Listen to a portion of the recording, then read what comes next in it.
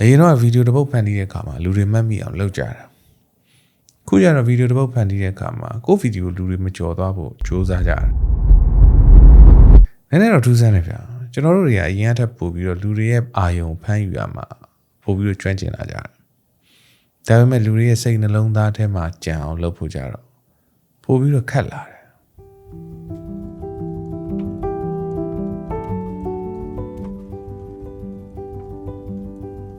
နေ့တိုင်းမှာကျွန်တော်တို့ရဲ့ဖုန်း screen တွေပေါ်မှာ video content ပေါင်းများစွာပြတ်တန်းနေတယ်။ချို့ကလည်းရည်ရတယ်။ချို့ကလည်းအံ့ဩစရာကောင်းတယ်။ချို့ကလည်းစက္ကန့်30အတွင်းမှာကိုယ်တစ်ခုခုသင်ပေးနိုင်တယ်။ချို့ကလည်းလာပရိုက်ကြ။ချို့ကလည်းရှိတိုင်ရိုက်ကြ။ချို့ကြတော့လည်းဖြောပြမှုပုံစံနဲ့ကြော်ညာတွေပေါ့နော်။ဒါကကျွန်တော်တို့အခုလက်ရှိကဘာကြီးသွားနေတဲ့ပုံစံပဲ။အဲ့တော့လူတွေရဲ့အာယုံဆိုင်မှုဒီ attention ဆိုတာတန်ဖိုးရှိတဲ့အရာတစ်ခုဖြစ်လာတယ်။ currency တစ်ခုလိုဖြစ်လာတာပေါ့နော်။အဲ့ဒါကိုရဖို့အတွက် creator တွေကရှင်ပြန်ကြတယ်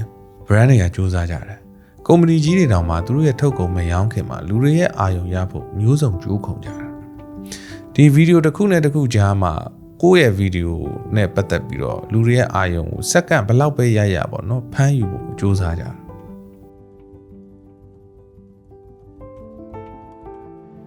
views တွေကဘာလို့ဆိုလို့လဲဆိုတော့ကျွန်တော်သိပါတယ်။ reach တွေ hook တွေကဘာကြောင့်အရေးပါလဲဆိုတော့ကျွန်တော်နားလဲတယ်။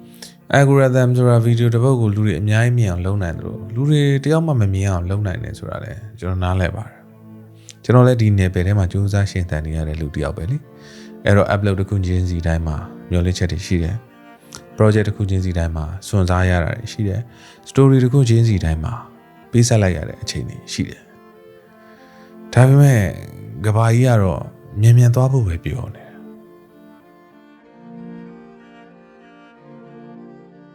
ကျွန်တော်ဒီ creator journey ကြီး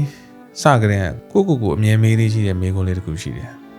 လူတစ်ယောက်ရဲ့ attention ရတာနဲ့လူတစ်ယောက်ရဲ့စိတ်ထဲမှာကြံနေတာတူပဲလားကျွန်တော်တော့မတူဘူးလို့ထင်တယ်မီရှူမီမဲ့တစ်ခုကဇက်ကပ်ပိုင်းတွင်မျက်လုံးတစ်စုံရဲ့အာရုံဖမ်းယူနိုင်တယ်ဒါပေမဲ့နေထွက်ချိန်တစ်ခုကတော့ဘာအတမ်းမှမကြားရပဲနဲ့သက်လုံးစိတ်ထဲမှာဆွဲကြံနိုင်တယ်တစ်ခုကဇက်ကပ်ပိုင်းတွင်ပျောက်သွားတယ်တခုကျတော့တိတ်လေးကိုနဲ့တက်လုံးပါလာတယ်တချို့ဗီဒီယိုတွေကျတော့ကြည့်နေတဲ့အချိန်မှာစိတ်လှုပ်ရှားစရာကောင်းတယ်တချို့ကျတော့ဗီဒီယိုကြည့်ပြီးသွားမှစားတယ်ဗီဒီယိုတစ်ပုတ်ကြည့်လိုက်တယ်ပြီးကိုလှုပ်ရှားရှိရလှုပ်သွားရှားရှိရသွားပြီးတော့မှအိမ်ပြန်ညရောက်လို့မှကိုတယောက်တည်းရှိတဲ့အချိန်ကိုမနေ့ကကြည့်ခဲ့တဲ့ဗီဒီယိုတွေကအကြောင်းအရာတစ်ခုစကားတစ်ခုပုံရိပ်တစ်ခုသို့မဟုတ်မိကုန်းတစ်ခုကကိုယ်စိတ်ထဲမှာမထွက်တော့ဆိုတော့အဲ့လိုမျိုး content မျိုးအဲ့လိုမျိုး story မျိုးတန်ဖိုးထားတယ်အဲ့လိုမျိုးဟာတွေပဲဖန်တီးခြင်းတယ်စူညံနေလို့လည်းမဟုတ်ဘူး attention ရလို့လည်းမဟုတ်ဘူးစိတ်ထဲမှာကြံနေလို့ပါ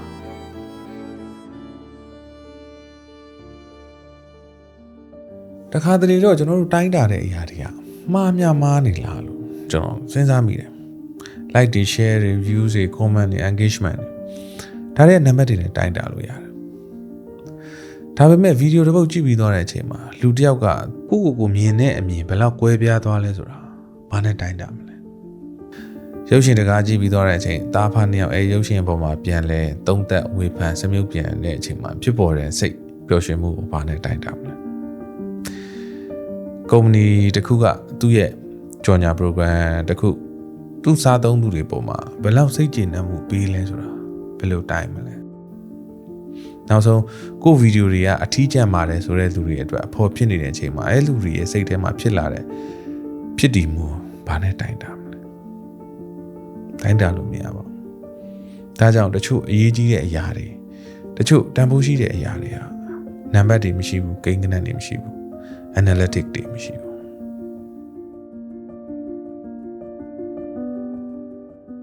ဒါကြောင့်အခုချိန်ထိကျွန်တော်ကင်မရာကင်တာကိုမစွန့်လွတ်သေးဘဲနဲ့ဖန်တီးမှုတွေပြုလုပ်နေတာပါဗီဒီယိုတစ်ပုတ်ရုပ်ရှင်တကားကကဘာကြီးကိုပြောင်းလဲရမယ်လို့ဆိုလိုချင်တာမဟုတ်ပါဘူး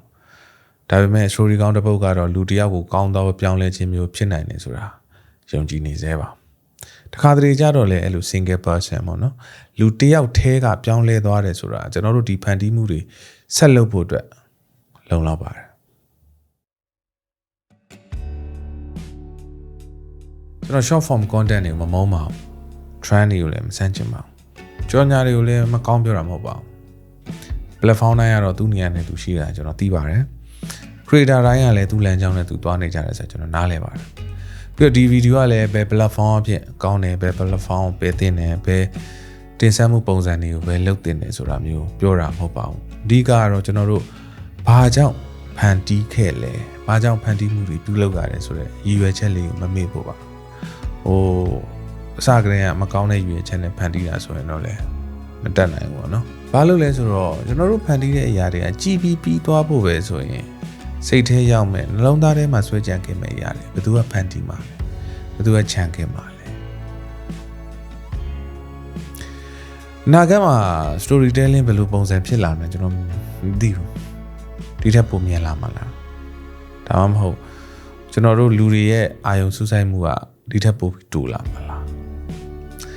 ကဘာကြီးကတော့အရာအားလုံးပြောင်းလဲနေမှာပဲကျွန်တော်တို့လည်းအဲ့ပုံမှာလိုက်ပြီးတော့လိုက်ရောညီတွေဖြစ်အောင်သင်ယူကြရမယ်ဒီကဘာကြီးမှာရှင်သန်ဖို့အတွက်နီးလန်းအသစ်တွေရှားရအောင်ပါပဲလေဒါပေမဲ့ဘယ်ရတယ်ဘယ်လိုပြောင်းလဲပါကျွန်တော်ဘာကြောင့်ကင်မရာကင်ခဲ့တယ်ဆိုတော့ရည်ရွယ်ချက်ကိုတော့မေ့သွားမှာမဟုတ်ပါဘူးလူတွေဗီဒီယိုတွေတစ်ပုတ်ကြည့်နေတဲ့အချိန်မှာ attention ခဏလေးရဖို့ကျွန်တော်လုပ်ခဲ့တာမဟုတ်ဘူးလေ